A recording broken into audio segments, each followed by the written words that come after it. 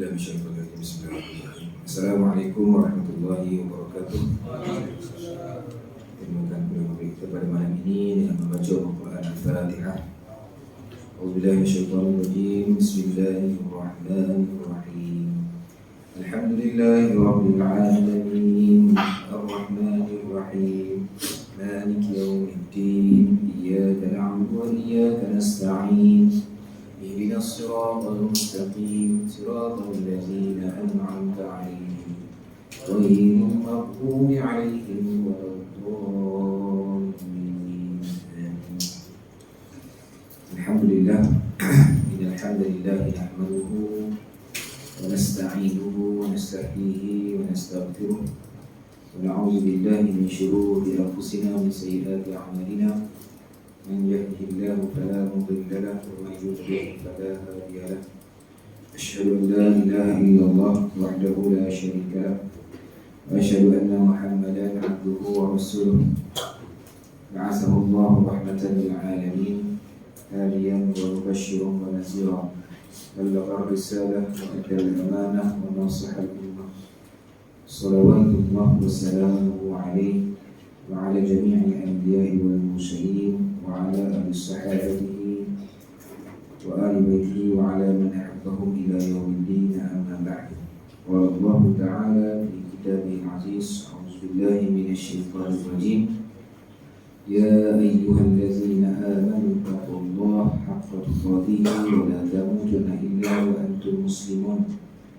Wahai orang yang beriman, bertakwalah kepada Allah dengan sebenar-benar takwa dan janganlah sekali-kali kamu mati melainkan dalam keadaan beragama Islam.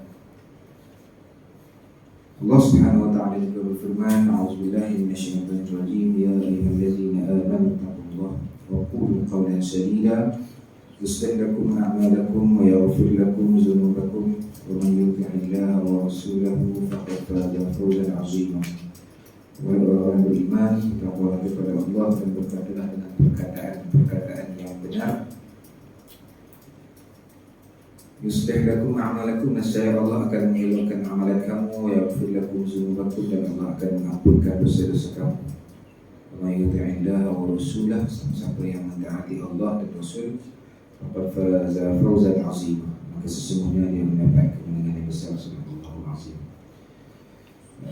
Alhamdulillah, saya hormati saudari imam seluruh kuasa masjid, tuan muslim muslimin muslimat, ibu ayah dan hati Allah sekalian.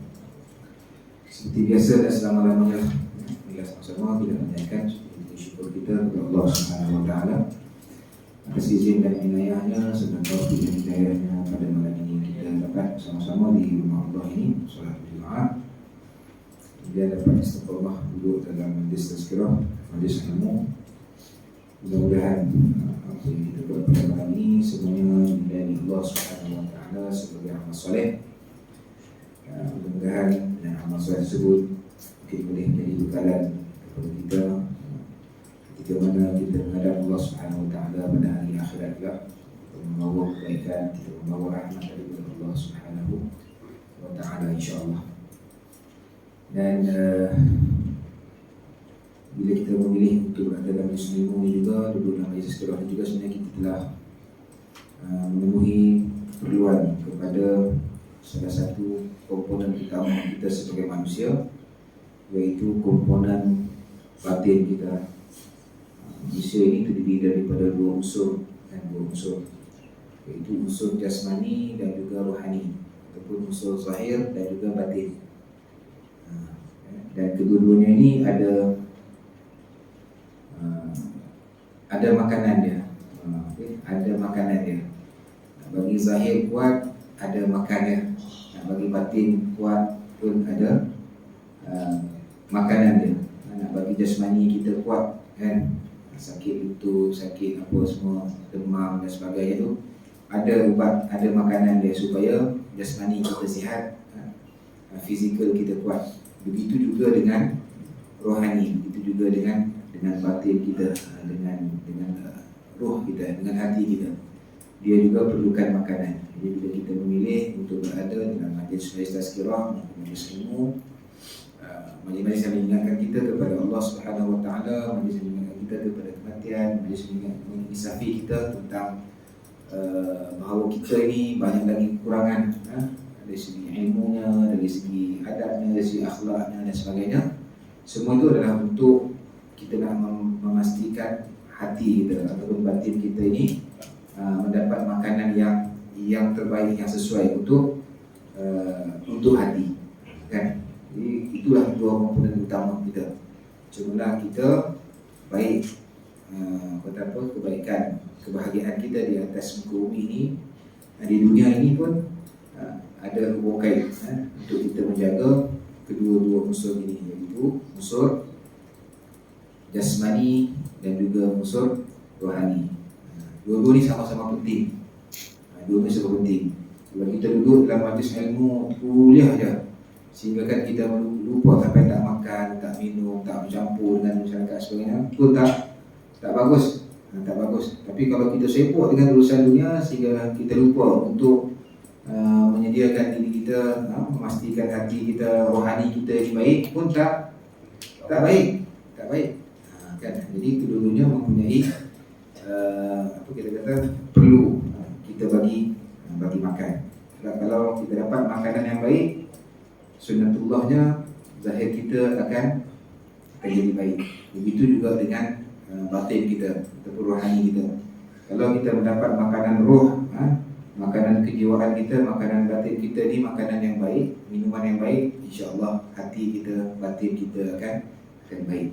Begitulah sebaliknya, kalau kita dapat makan atau kalau kita berusaha untuk makan benda-benda yang tak elok, maksudnya kita buat perkara-perkara yang melalaikan hati kita, kan, maka sudah pasti hati kita ataupun batin kita, dalaman kita akan tak baik. Jadi bersyukur kita kepada Allah, ramai Allah lapangkan masa kita, dan orang lain pun mungkin ada di ruang yang lain. Mungkin sahabat-sahabat kita dia ada tempat-tempat lain kot, kan, sangka baik, mereka juga berada dalam majlis yang nak memastikan hati dan batin mereka ni berada dalam keadaan yang baik. Jadi kita Allah pilih untuk berada dalam majlis ilmu ni, mudah-mudahan insya-Allah kita mendapat makanan yang baik. Ialah unsur kita ni, unsur zahir dan batin kita ni dia ada sakit demam ke? Sakit. Zahir pun sakit, hati pun sakit. Kan? Zahir sakit, kita jumpa doktor kat klinik. Tapi kalau hati kita sakit, kita kena jumpa orang yang boleh baiki hati kita. Salah satunya adalah kita berada dalam majlis ilmu selain daripada kita berzikir, bertaubat kepada Allah Subhanahu Wa Taala, untuk nak betulkan, untuk nak pastikan hati kita ni berada dalam keadaan sihat walafiat, insya-Allah. Jadi syukur kita banyak-banyak kepada Allah Subhanahu Wa Taala pada malam ini. Sebab besok belum tentu lagi. Bukan nanti besok malam, kan? Pagi besok pun belum tentu lagi ada kesempatan ini. Jadi bersyukur kita kepada Allah banyak-banyak atas kesempatan yang Allah Subhanahu Wa Taala kurniakan kepada kita. Maksudlah saya yang cakap ni, ya. Baik, tuan dan puan ibu yang dirahmati Allah sekalian. Jadi kita akan sambung bacaan kitab Adab-ul-Mufrad kita ini. Pada minggu lepas kita berada di hadis yang ke-237. Hadis yang ke-237 ini cerita pasal, saya ulangan, muka surat 159. Surat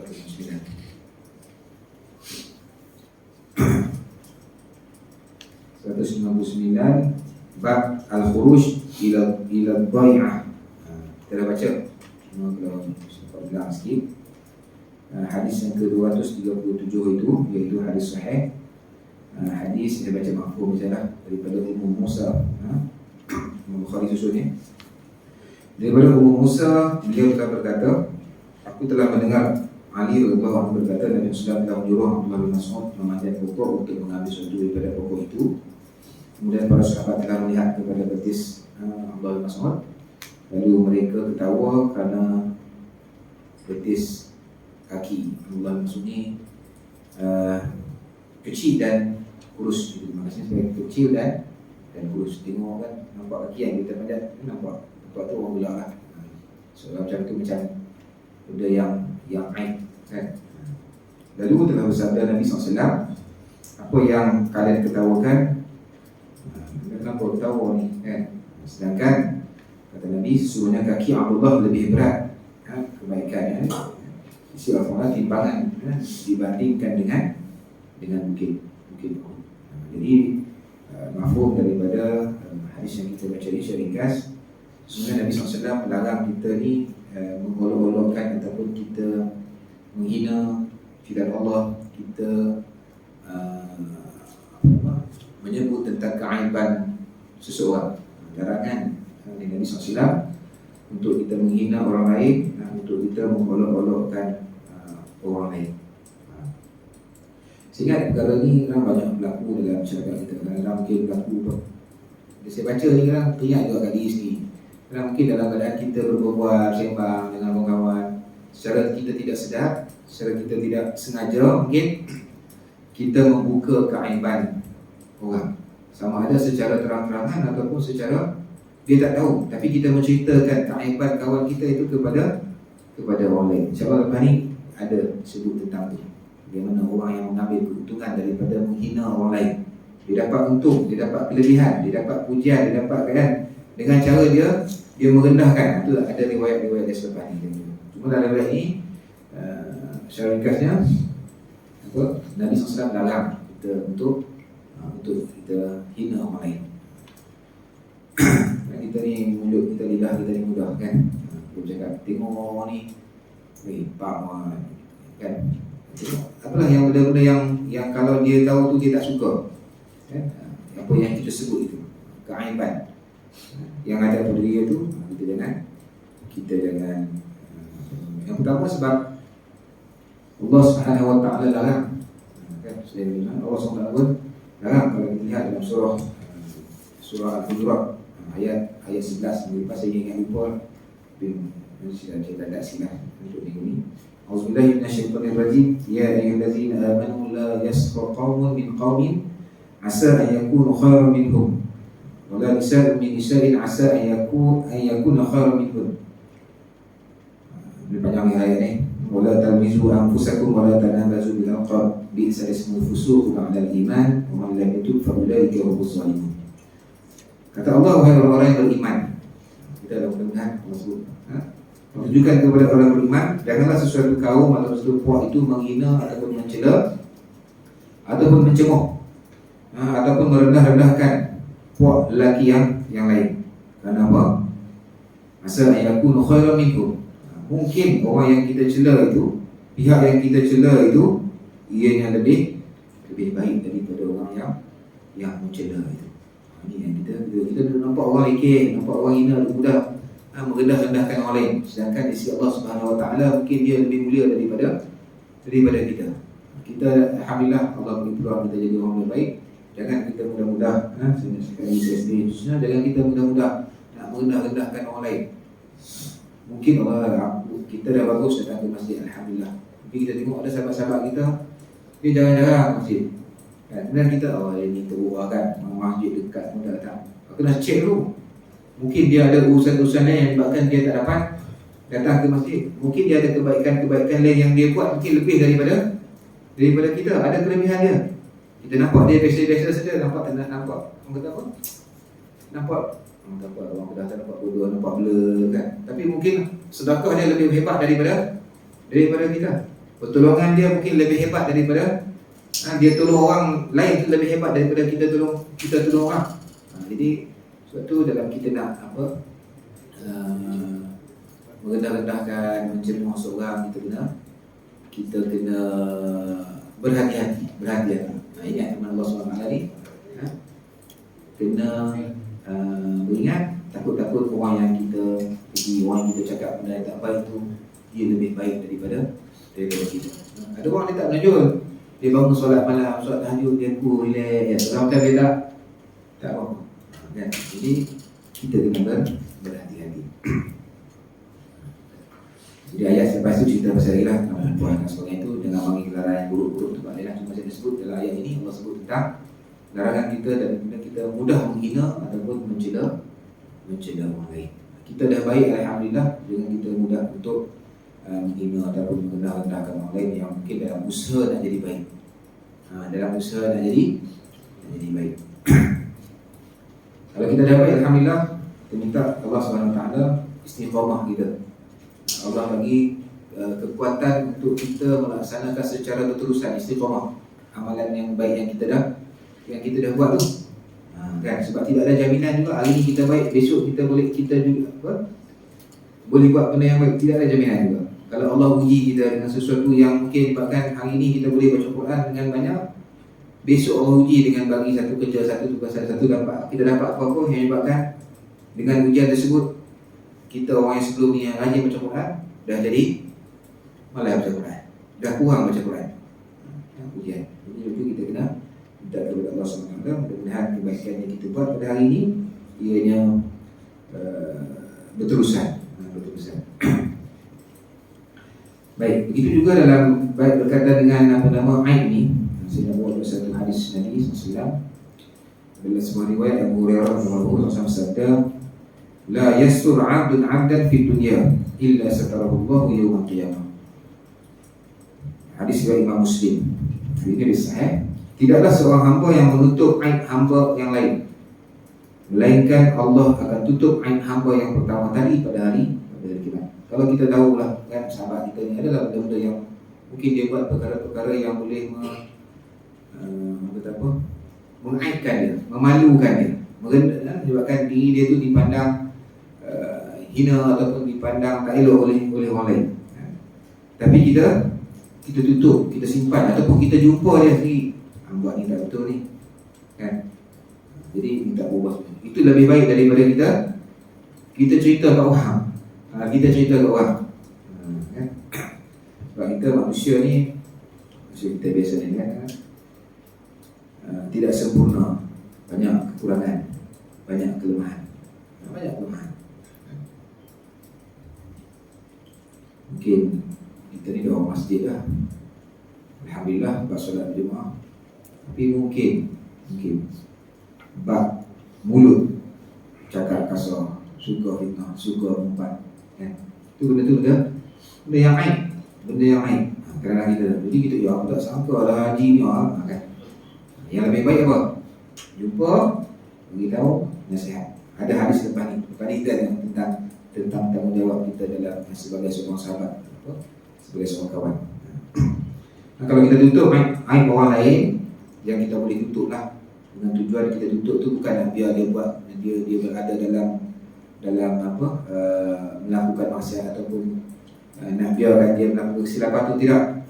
Mungkin aib ini kalau kita tutup tu lebih baik daripada kita buka. Mungkin apa yang kita tahu benda tu tidak pasti, kita baru duduk agak-agak je, buruk teka-teka, sangkaan saja.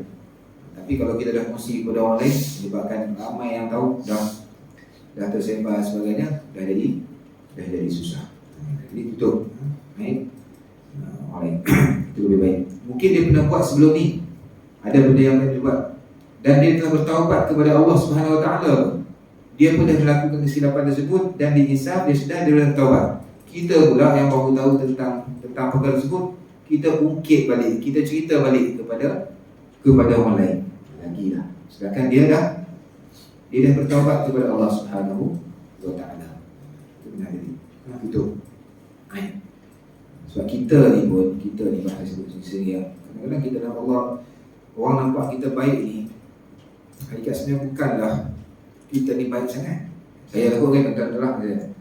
Tetapi mungkin orang nampak kita baik sebab Allah Subhanahu Wa Taala tutup aib kita. Itu ya. Kalau Allah buka hijab apa keburukan-keburukan yang kita buat, apa yang ada dalam hati kita. Saya kan tuan kita tak nak dengar saya dekat depan ni. Oh tu ustaz ni. Kalau Allah buka hijab. Tetapi Allah Subhanahu Wa Taala tutup hijab tu. Allah tutup dia, orang tak nampak yang tak baik tu. Sebab tu orang boleh. Jadi kita nampak baik ni sebab Allah tutup. Jadi nak Allah tutup aib kita jangan buka aib orang lain. Kita buat silap, kita berdoa kepada Allah, mudah-mudahan Allah ampunkan dosa kita. Itu saya sebut dia. Tuan okey. Sebab hati kita ni apa kita sebut bolak balik itulah.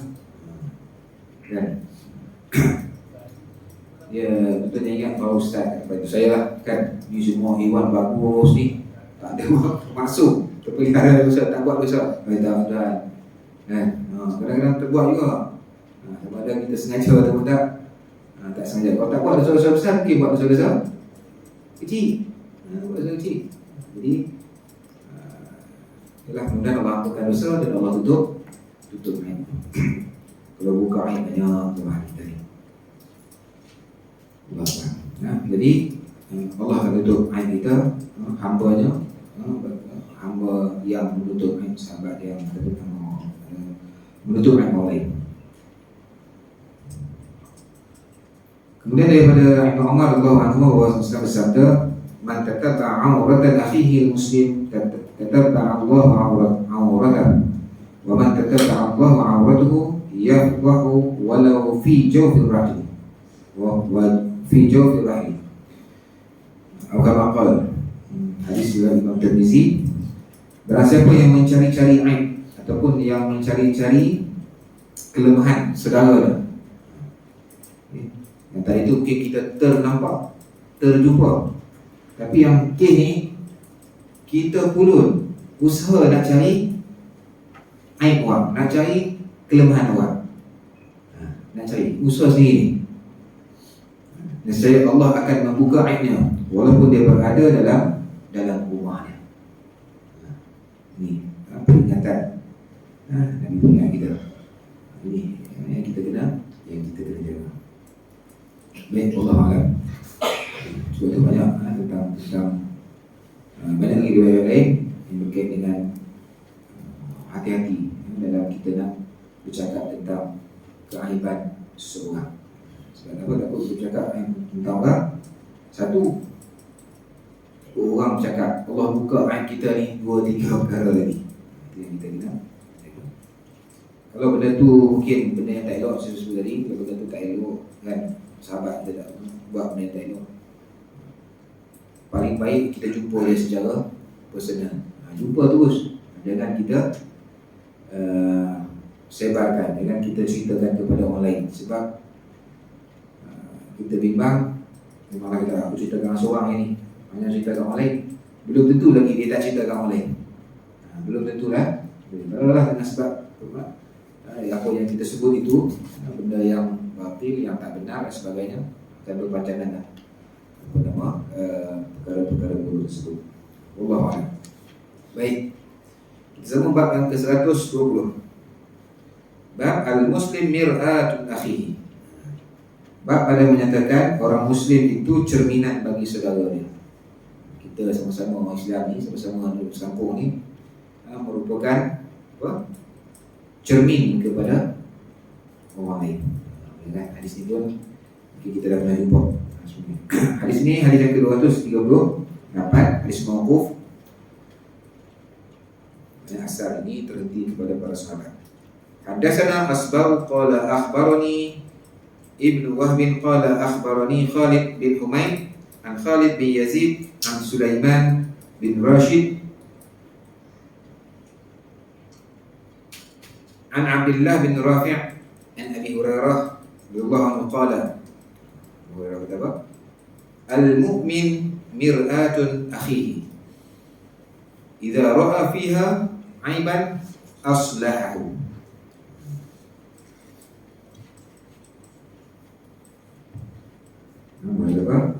Al-mu'min mir'atun akhihi idza ra'a fiha 'aiban aslahahu. Daripada Abu Hurairah radhiyallahu anhu, beliau telah berkata, orang mukmin itu cerminan bagi saudaranya.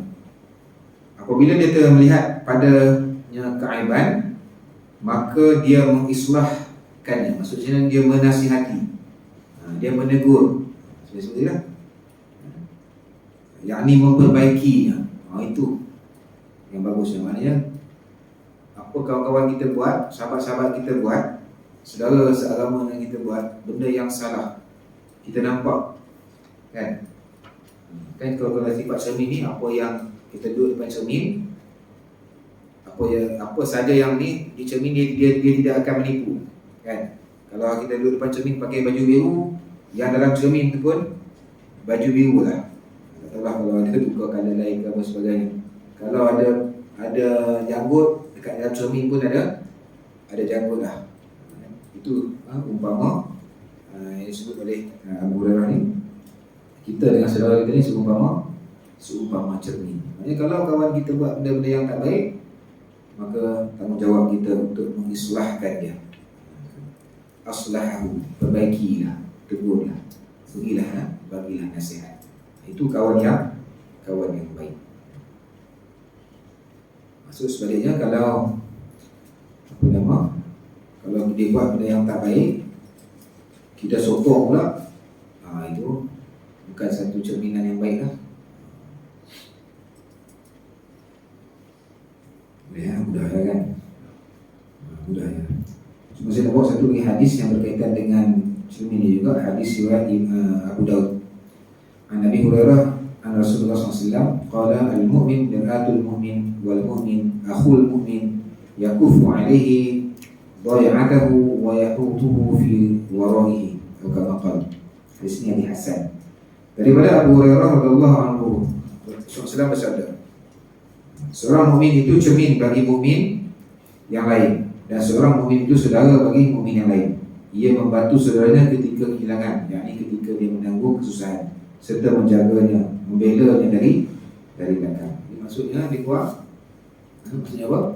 Ya, kalau kita melihat apa yang berlaku pada sahabat-sahabat kita, kawan kita, saudara seagama dengan kita, dari segi akhlak dan sebagainya, maka tanggungjawab kita lah untuk memberi teguran, memberi nasihat. Sebab dia kata, seorang mukmin apabila melihat akhlak mulia pada diri saudara mukminnya, maka dia akan mencontohinya.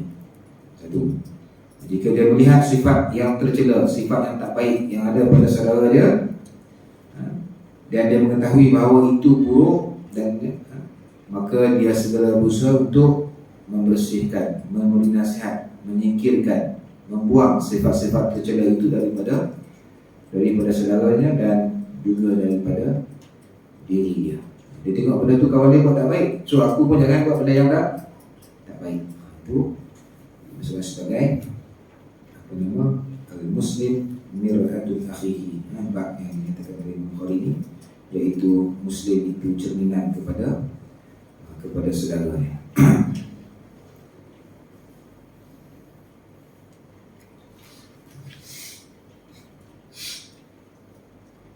Baik, hadis yang kedua tu 39 tu hadis yang saya baca tadi lah. Bukhari pun riwayatkan, Abu Daud pun riwayat.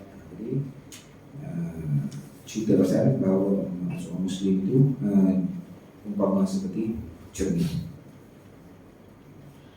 Dia nak cermin ni pun ada jenis cermin juga lah. Cermin yang betul-betul bersih, yang berkilat, dia akan memantulkan apa yang berada di depan dia tu.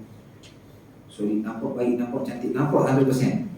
Tapi kalau cermin tu dia dah macam, kalau kita cermin muka kita lah, cermin muka kita tu dah macam retak, ada apa, kalau dah kuning, dah blur tu kan, dia boleh nampak elok tak? Tak elok kan? Nampak blur tak blur kan? Tu. Itu juga kita lah. Cermin ni pun hati dia lah. Kalau hati kita tu memang tak apa dah bersih, so dia keluar pun hasil dia pun tak apa bersih lah. Kalau cermin tu tak apa elok, maknanya yang keluar tu pun tak apa nak elok lah. Tak apa nak elok. Jadilah cermin jadilah sahabat yang umpama cermin yang bersih. Bersih kan? Istilah dia bersih kan? Bersih kan? Kalau tengok cermin lama-lama tu dia jadi kuning. Dah kuning tu, dia nampak tak nampak je, dia macam kelabu macam tu je. Itu tak nak, kita nak cermin yang bersih. Maksudnya kalau kita nak cabut satu ubat, satu boleh nampak dengan cermin kita. Tapi kalau cermin yang tak elok tu kita tak sendiri lah. Jadi jadilah sahabat yang cermin yang bersih. Allah. Baik, hadis yang kedua tu 40. Hadis yang kedua tu 40. Hadisnya marfu'. Haddatsana Ahmad bin Asim qala haddatsani Haywah qala haddatsana Baqiyah an Ibn Sauban an abihi an Makhul an Waqqas bin Rabi'ah anil Mustawrid Nabi sallallahu alaihi wasallam anil Mustawrid radhiyallahu anhu an Nabi sallallahu alaihi wasallam qala man akala bi muslimin uklatan fa inna Allah yut'imuhu mislaha min jahannam wa man kusiya bi rajulin muslimin fa inna Allah azza wa jalla yaksuhu min jahannam wa man qama bi rajulin maqama riya'in wa sum'atin fa inna Allah yaqumu bihi faqama riya'in wa sum'atin yawmal qiyamah. Daripada Al-Mustawrid radhiyallahu anhu, daripada Nabi sallallahu alaihi wasallam, baginda Nabi sallallahu alaihi wasallam telah bersabda, man akala bi muslimin uklatan, barang siapa yang telah makan dengan suatu makanan dengan sebab menyebarkan keaiban seseorang muslim. Apa? Dia dapat sesuatu kebaikan, dapat duit, dapat upah dengan sebab apa? Dia menyebarkan aib orang, cerita tentang aib orang. Dengan dia bercerita aib orang ini, dia dibayar upah. Dia dapat keuntungan daripada usaha dia sebarkan benda-benda yang tentang keaiban orang lain ini. Maka sesungguhnya Allah Subhanahu wa taala akan memberi makanan kepadanya dengan makanan seumpamanya daripada neraka Jahannam. Auzubillahi. Awam cik. Takut kita mudah-mudahan kita tak boleh anda baru cik. Kita dapat sesuatu, dapat naik pangkat dengan sebab kita fitnah orang lain, dengan sebab kita sebut, kita cerita tentang keaiban orang lain.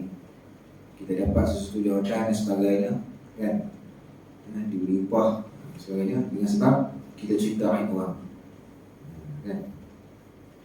Maka Allah kata apa? Mereka ini akan diberi makanan seumpama daripada neraka Jahannam. Barang siapa telah memakaikan satu pakaian dengan sebab menyebarkan keburukan seorang muslim, maksudnya kalau dia dapat sesuatu keistimewaan dengan duit, beli pakaian dan sebagainya, tapi pakaian apa yang dia dapat tu dengan cara dia apa? Menceritakan keburukan orang lain, maka Allah akan memberi pakaian daripada neraka Jahannam. Allah malam macam mana pakaian tu, tapi sudah pastilah masuk di sini azab daripada Allah Subhanahu Wa Taala.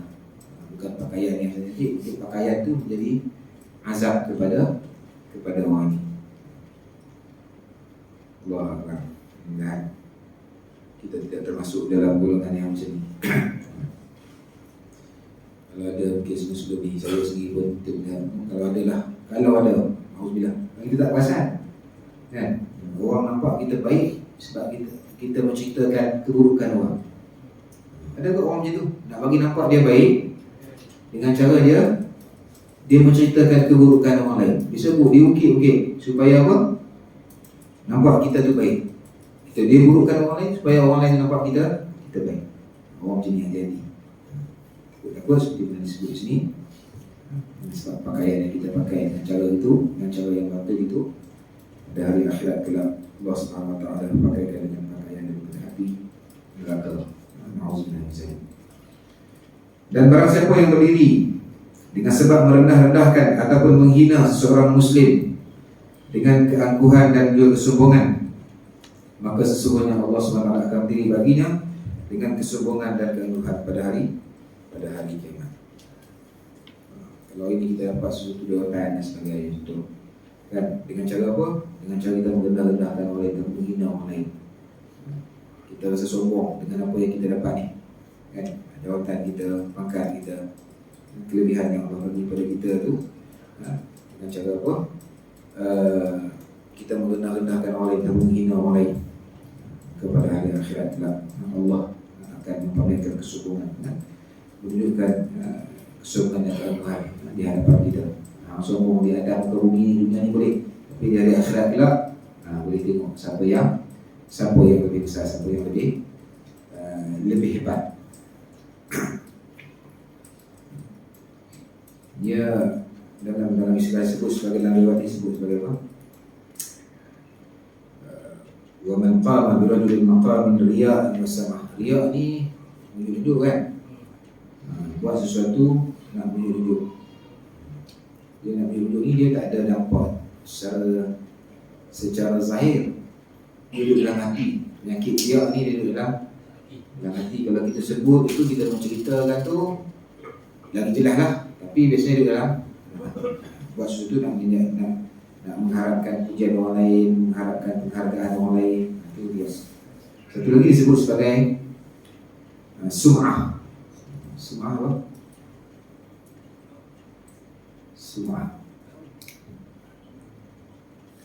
Sum'ah ni dia menyebut tentang kebaikan dia. Sum'ah. Kita tak kita buat benda-benda baik, kemudian kita sebut supaya orang ingat kebaikan yang kita buat tu. Mungkin sebelumnya orang tak tahu, tapi kita sebut balik perbuatan baik yang pernah kita buat. Mungkin kita pernah tolong orang, kita pernah buat sebelum ni kan. Masa tu mungkin ikhlas, alhamdulillah. Tapi bila sampai masa kita keluarkan balik, kita ceritakan balik. Kalau tujuan dia itu tujuan supaya minta orang puji, minta orang kata orang ni bagus, orang ni baik, ini berlaku semua. Tapi kalau tujuan dia buat tu untuk apa? Aku dulu buat, aku sekarang ni bukan buat macam ni juga. Niat dia bukan, sum'ah ni tu dalam hati juga kan. Cumanya kalau kita bimbang, kalau kita bercakap tu memang niat dia untuk mengharapkan pujian daripada orang lain, mengharapkan penghargaan daripada orang lain. Ini baru berlaku sum'ah. Kita kena hati-hati lah. Dia benda ni kita cuma bagi nasihat ni saya lebih suka kepada nasihat ni untuk diri sendiri. Untuk diri sendiri, sebab kita je tahu. Contoh kita ceritakan satu kebaikan yang telah kita buat, orang tak ada jodoh kita ni buat benda-benda, belum tentu. Kita saja yang tahu. Kalau kita buat itu, perbuatan kita itu memang niat kita untuk mengharapkan pujian orang. Niat itu orang tak tahu. Orang nampak kan niat hati kita? Tak nampak kan? Niat itu hanya kita saja. Kita dengan Allah SWT saja yang tahu. Jadi kita, kalau niat kita bukan untuk mengharapkan pujian orang lain, niat kita tu untuk supaya perbuatan kita ni mungkin contoh boleh dicontohi oleh orang lain kan, itu tidak dinamakan sebagai sum'ah. Mungkin dengan cerita kita, dengan apa yang kita sebut ni, dia menjadi motivasi kepada orang lain untuk buat benda yang sama. Mungkin dengan cerita kita ni, dia memberikan keinsafan kepada orang lain. Ini tidak dikira sebagai sum'ah, sebab tujuan dia untuk kebaikan. Tapi kalau tujuan dia untuk mengharapkan pujian, kita kira sum'ah. Mudah-mudahan kita ingatlah kan? Baik, seterusnya bab 121. Bab ma la yajuz minal la'ib wal muzah. Ini bab baru ni. Bab pada menyatakan barang yang tidak dibolehkan daripada bermain dan juga bergurau. Ada benda yang boleh gurau, ada benda yang tak boleh. Ini juga salah satu adab yang ditunjuk oleh Nabi SAW. Ya, ini bab baru dah ni. Tadi bab aib, jaga aib orang, itu harap cerita selesai. Kalau tak ada lah yang duduk selalu hadir di masjid ni, dulu dalam seremoni, jenis orang yang suka menyebarkan aib orang lain. Jadi saya sebut ni sebagai tazkirah saja, sebagai tazkirah saja. Soalan aib dia, kalau kita bercerita aib memang tak bagus. Soalan sekarang ni, kalau berang aib banyak kita seronok dengar. Terutama lah pilihan raya ni kan. Biasa je kan. Betul YouTube, kadang-kadang leka. Betul, leka betul. Betul, ni bukan ya. Saya pun sama. Tengok duk TikTok tu kan, leka. Seronok tengok kan. Kita tengok dapat pahala tu lah, kita buat benda-benda yang lawa mungkin. Tapi orang yang menyebarkan tu, benar hati-hati. Kena tengok lah. Sebab tu Ustaz, aib ni benda-benda yang orang yang ada kepentingan kadang dia akan sebar. Ada kepentingan tu. Kalau kepentingan tu kepentingan yang baik, itu serah kepada Allah lah. Sebab kita nak nilai juga kan. Tapi kalau memang tujuan dia tidak baik, itu pun serah kepada Allah juga kan. Kita pun tak sebab orang yang menyebarkan tu dia saja yang tahu, dan kita yang menerima memang sudah tak elok seronok. Dia itu memang syaitan, nafsu kan. Dia benda tu dia tak kira siapa ustaz kat sembang depan ni pun kan. Wih, seronok dengar tu. Semua percaya tak percaya tu atas kita lah kan. Betul tu, dekat pilihan raya ni. Syukur kenapa tak kan. Tapi saya mengundi. Saya balik. Betul dah sebut saya dulu dah raya teringat pasal ni. Hari minggu tu saya tak ada lah. Tak sempat balik sini. Balik hari Jumaat. Minggu hari Sabtu. Hari Ahad baru tolak balik ke Melaka.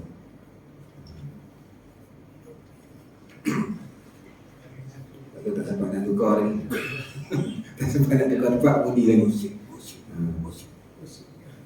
Buat mudi adalah rahsia kan? Ya ke? Tak ada rahsia sekarang kan? Gosip sekarang ni dah biasa jadi kebiasaan. Sebab kita dah biasa. Kita tak tengok tapi ada orang menyampaikan. Dia dalam situasi seperti saya kata, kita nak tapis dia dengan ilmu dan juga dengan iman kita. Ilmu dan juga iman kita. Kalau kita rasa benda tu tak elok, Allah ni tinggallah. Biarkan kan? Dia atas pilihan kita. Dalam nak biarkan tu saya kata ada iman kita. Saya sendiri pun kadang seimbang ya iman kan. Seronok juga tengok tu. Seronok tengok kan. Seronok tengok. Cumanya jangan kita rasa macam kan benda yang tak elok tu jadi dasbati dalam diri kita. Walaupun kita tengok dia tak kuat, kita baca je. Takut-takut benda tu dia jadi lara. Saya cakap diri saya sendiri lah. Betul. Bangun pagi kadang-kadang ni sebut saya sendiri lah kan, bukan kita diri sendiri. Tapi kadang dia terjadi kan. Kita pegang apa dulu? Tengok handset dulu. Handset dulu belum pagi kan. Bangun pukul 4.05 tu kan. Tengok handset dulu, tengok dulu apa TikTok ke apa dulu kan. Tak tengok lama apa ni. Tengok. Tu kadang berlaku. Tu saya sebut saya sendiri lah. Betul kita takut kan. Angkat sama juga. Sama juga. Itulah gosip tu dia semakin dunia ini cabaran kepada orang beriman. Bukan cabaran, ujian kepada orang yang beriman. Ustaz, dalam TikTok sekarang ni lah, dia tunjukkan empat gambar. Kalau kita tengok, kita gelap, kita tahu ni. Yang pertama, empat gambar tu. Gambar pertama tu dia kata ulama. Yang kedua tu ulama. Yang ketiga tu ulama semak. Yang keempat mamak. Jadi macam ni, kita ni. Kalau ni saya nak tengok tu. Saya tanya tu, Ustaz, nampak macam kaki TikTok kan ni? Sama je. Okey, itu dia kata bila kita tengok, kadang-kadang benda tu, yalah, dunia hari ni tak dapat lari daripada. Bolehlah kita boleh pilih, kata lain kita boleh pilih untuk kita tidak terjebak dengan media sosial ni. Boleh pilih, bukan tak boleh. Tapi saya kata lah, banyak maklumat-maklumat yang baik banyak juga dalam media sosial ni, banyak. Nak tazkirah, nak apa, atas kita lah kan. Satu lagi kalau macam TikTok, orang sebut TikTok tadi tu kan. TikTok ni kalau apa yang kita tengok, contohlah dia keluar satu tentang tadi tu, tentang apa, aib itu kan. Nanti dia akan keluar selalu tentang tu. Dia akan ulang balik. Dia pandai TikTok ni. Apa yang kita suka tu yang tu dia akan tunjuk. Tapi cuba tengok, kalau kita suka dengan ceramah, kuliah kan, tengok sampai habis 2-3 minit tengok sampai habis. Kita buka lagi dia akan keluar yang kuliah agama. Itu dia punya tu. So kalau pada saya, kalau tengok tu, saya balik tadi lah kepada iman kita lah. Iman kita bagaimana kita nak tapis tu. Kalau iman kita kuat, ini baru ni, astagfirullahalazim, ini semua kan. Apalah. Tapi kalau iman kita kuat, betul lah hari ni kan. Jadi di atas iman kita lah. Sebab tak semua yang dalam tu buruk, ada yang baik. Tak semua yang tak benar, ada juga yang benar. Sebab itu juga sumber ilmu. Ingat media sosial ni, sumber ilmu ni bukan duduk kelas ni, bukan duduk kat masjid ni je. Dalam media sosial tu, TikTok ke, Facebook ke, YouTube ke apa ke, banyak sumber-sumber ilmu. Banyak sumber. So atas kita lah bagaimana kita nak pilih. Sehingga kita dah boleh faham dah. Kan dah boleh faham insya-Allah. Itulah kena berhati-hati. Saya dengan diri saya sendiri ni, bukan nasihat tuan-tuan, nasihat dari sini.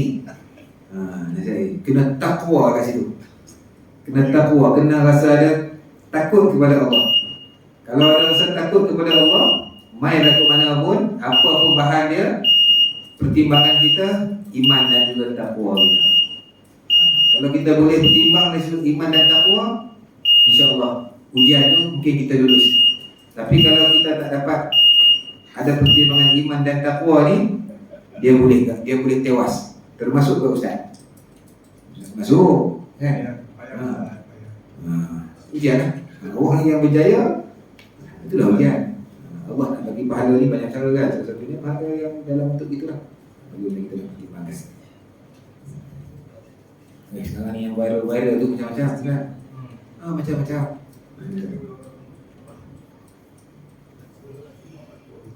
Hari ni, dunia hari ni memang dah macam sosial ni macam lah kan, bukan kita susah nak hadapi. Memang kita kena hadapi. Kalau kita tak hadapi, anak-anak kita hadapi. Anak-anak kita lagi ni. Tadi saya pergi ke Jasco. Ke Ion tu dia hari ni dia ada 2 hari dia buat apa?